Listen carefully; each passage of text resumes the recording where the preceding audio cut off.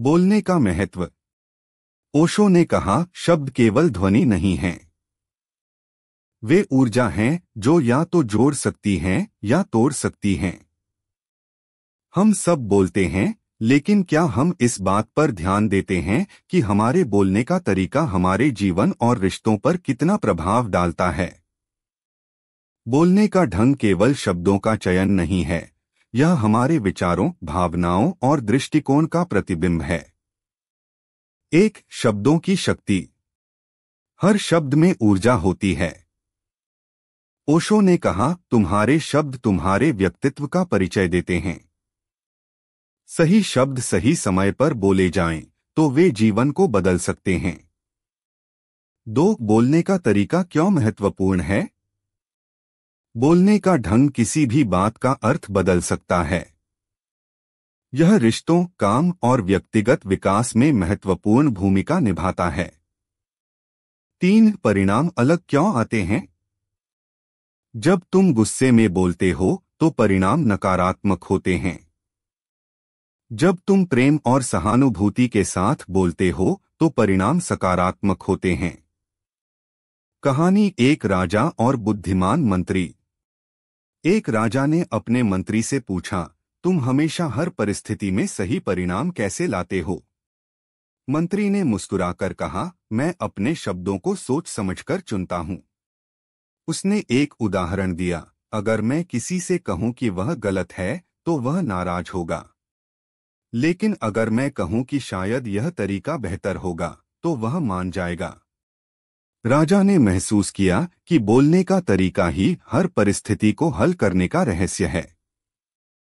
इस कहानी का संदेश। एक, शब्दों का सही चयन और उनका सही तरीके से प्रयोग ही सफलता का मूल है। दो, बोलने का ढंग ही हमारे रिश्तों और परिणामों को तय करता है। बोलने के ढंग से जुड़ी गलतियां। एक, गुस्से में बोलना। गुस्से में बोले गए शब्द रिश्तों को बिगाड़ सकते हैं। ओशो ने कहा, गुस्से में बोले गए शब्द तीर की तरह होते हैं जो लौटकर नहीं आते। दो, बिना सोचे समझे बोलना।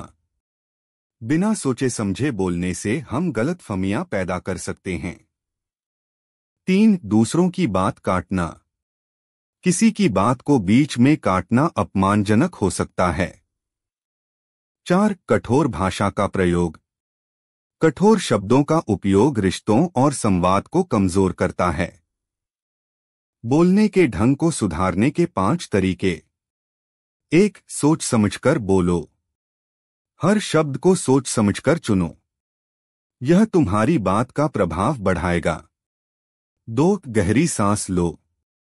बोलने से पहले गहरी सांस लेने से तुम अपने शब्दों और भावनाओं पर नियंत्रण पा सकते हो। तीन, शांत मन से बोलो।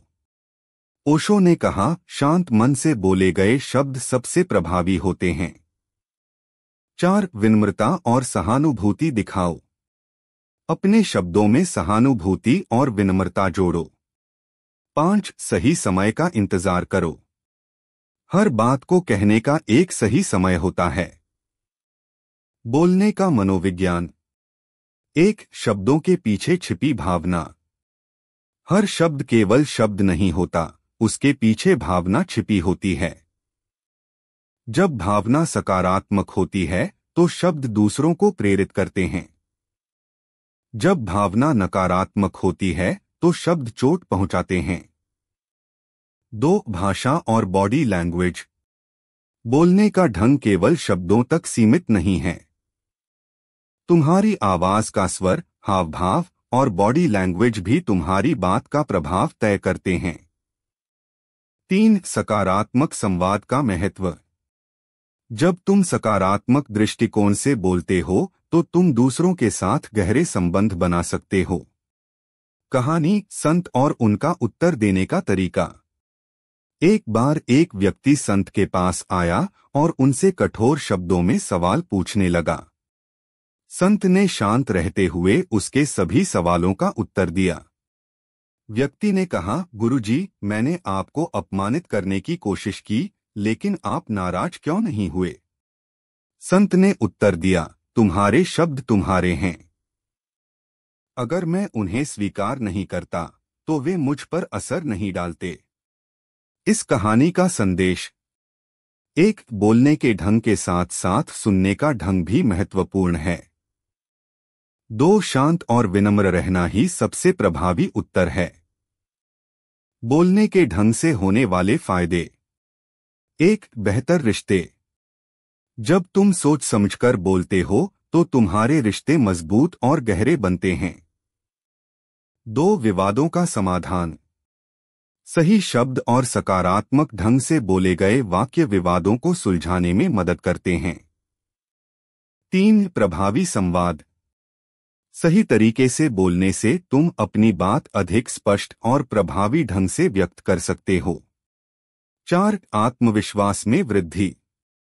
जब तुम अपने शब्दों पर नियंत्रण रखते हो तो तुम्हारा आत्मविश्वास बढ़ता है। पांच, शांति और संतोष। सही तरीके से बोलने से तुम्हारे मन को शांति और संतोष मिलता है। बोलने की कला को कैसे सुधारें? एक, ध्यान और प्राणायाम का अभ्यास। ध्यान और प्राणायाम तुम्हारे मन को शांत और संतुलित बनाते हैं। इससे तुम्हारे शब्दों में सहजता और प्रभावशीलता आती है। दो, किताबें पढ़ो और सीखो। संवाद और संचार कौशल पर किताबें पढ़ना तुम्हें बेहतर बोलने की कला सिखा सकता है।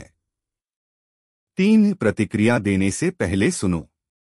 ओशो ने कहा, सुनने की कला ही बोलने की कला का पहला कदम है। चार, अपने शब्दों को मापो। हर शब्द सोच समझकर और नापतोल कर बोलो। पांच, अभ्यास करो। बेहतर बोलने के लिए निरंतर अभ्यास जरूरी है। कहानी: राजा और कठोर सत्य। एक बार एक राजा ने अपने मंत्री से पूछा, क्या तुम मुझे मेरे दोषों के बारे में बता सकते हो? मंत्री ने कहा, राजन, आपके दोष हैं, लेकिन उन्हें सुधारना संभव है। राजा ने कहा, तुमने मेरे दोष बताए, लेकिन ऐसे ढंग से कि मुझे बुरा नहीं लगा। मंत्री ने उत्तर दिया, सत्य को कहने का ढंग उसे प्रभावी बनाता है। इस कहानी का संदेश: एक, कठोर सत्य भी सही ढंग से कहा जाए तो स्वीकार्य हो सकता है। दो, सत्य को प्रस्तुत करने की कला ही संवाद को प्रभावी बनाती है। ओशो का संदेश: बोलने की शक्ति को समझो। शब्द केवल शब्द नहीं हैं, वे ब्रह्मांड की सबसे शक्तिशाली ऊर्जा हैं। इन्हें सोच समझकर और जागरूकता के साथ प्रयोग करो। बोलने का सार: एक, तुम्हारे शब्द तुम्हारी पहचान हैं। दो, सोच समझकर और सकारात्मक दृष्टिकोण से बोलना जीवन को बेहतर बनाता है। तीन, बोलने का सही ढंग ही हर समस्या का समाधान है।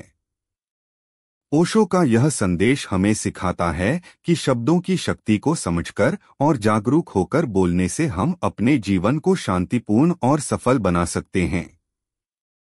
बोलने की कला और जीवन पर उसका प्रभाव। एक, शब्दों का महत्व।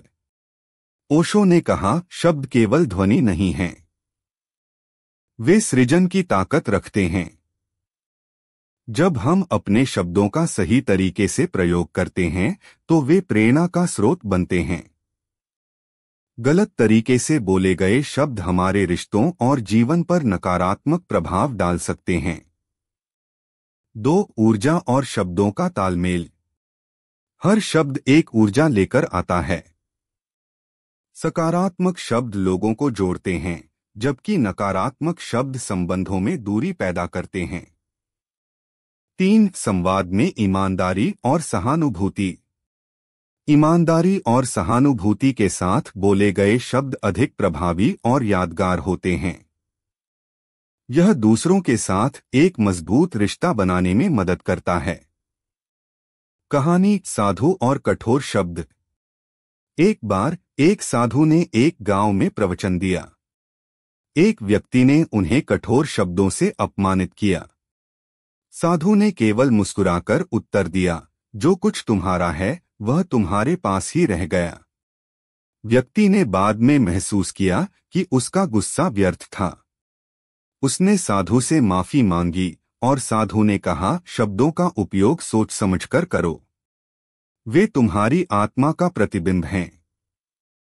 इस कहानी का संदेश: एक, शब्दों का प्रभाव हमारे दृष्टिकोण और भावना पर निर्भर करता है। 2, शांत और सोच समझकर बोले गए शब्द सच्ची समझ पैदा करते हैं। बोलने के ढंग को सुधारने के फायदे: 1, रिश्तों में मजबूती। जब तुम सही शब्दों और तरीके से बोलते हो तो लोग तुमसे जुड़ने लगते हैं। यह रिश्तों को मजबूत और गहरा बनाता है। 2, समस्याओं का समाधान।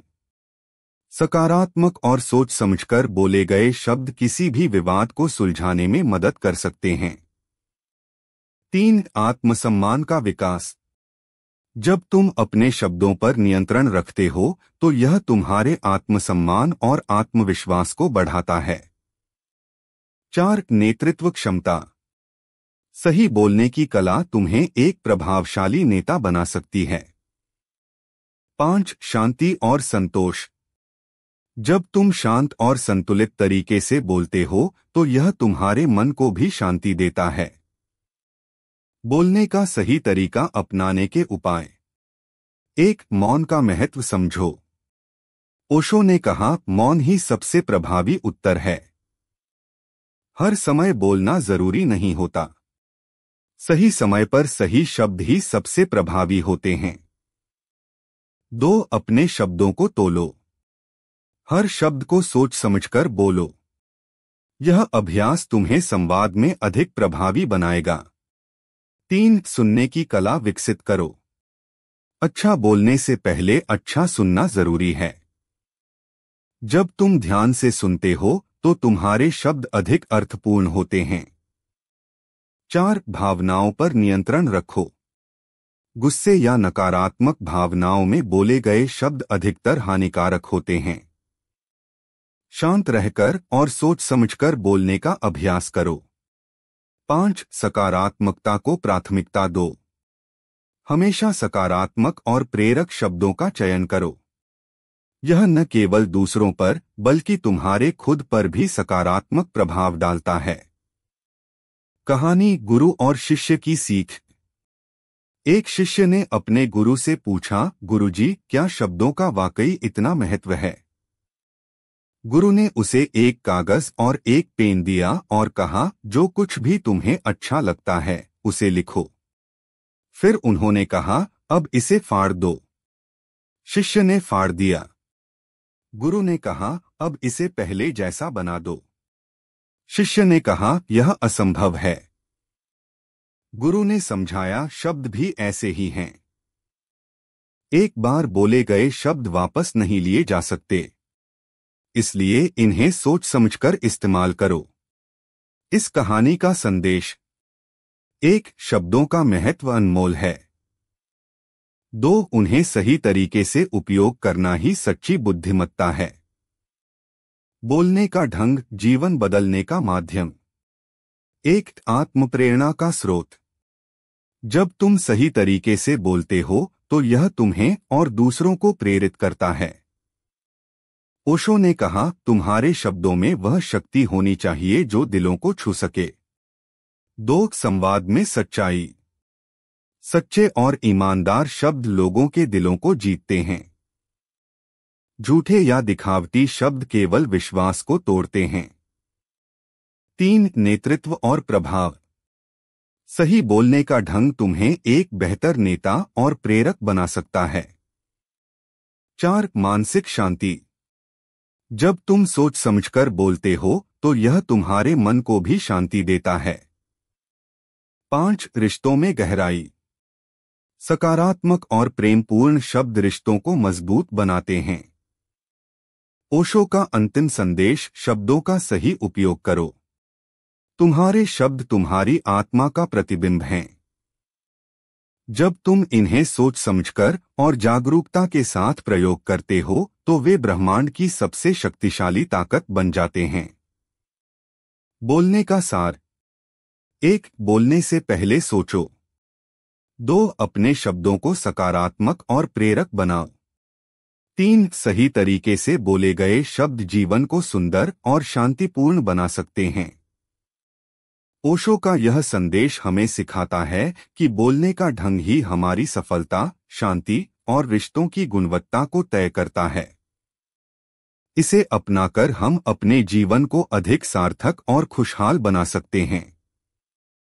अगर आपको यह कहानी पसंद आई तो इसे लाइक करें, अपने दोस्तों के साथ शेयर करें और हमारे चैनल को सब्सक्राइब करना न भूलें।